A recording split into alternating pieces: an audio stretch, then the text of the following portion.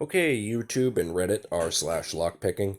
One of the most common comments we see asking for advice on the forums has to do with security pins, and more specifically serrated pins. So I made this here handy articulated diagram to help explain some of the issues and some of the feedback that we get while picking serrated pins. So we'll just put them in our pin chamber here, just like that. And we'll imagine that this is the binding pin. So now as we lift the key pin with our pick, just like this, we're lifting the key pin with the pick, we push the driver pin up with these serrations, and when we get to the point of the serration, we'll get a very tiny false set, and the serrated pin will actually feel like it's set. It won't want to move anymore now. So now if we have a few different pins, how we can tell that we're caught in a serration as opposed to being set is with heavy tension to avoid oversetting anything.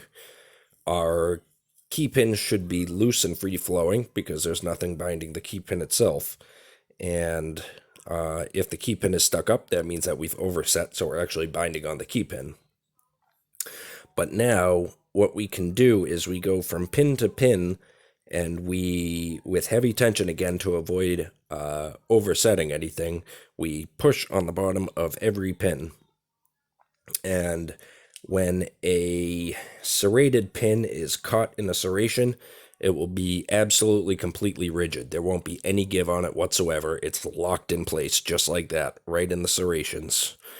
So to continue picking, once we feel that it's absolutely completely rigid, we let off, we don't let off the tension, but we lighten the tension. So we want to move to light tension now, so we can keep lifting the pin, and you're going to feel a click on every single serration.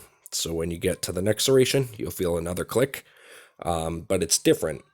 It's different than the set click, because as you'll see right now, when we actually set the pin, we'll get a deeper click and a slight movement on the core that isn't present with the serrations. So now, one of the ways that you can tell if you are caught in a serration or if your pin is actually set is, well, imagine that there's other pins now in the way holding the core from rotating the rest of the way. But you see how there's these little bevels, and in high quality locks, they're really, really slight, but there is slight bevels or rounding on every single pin. There has to be to make it work. If it was just straight across, because the core is rounded, you would not be able to turn it.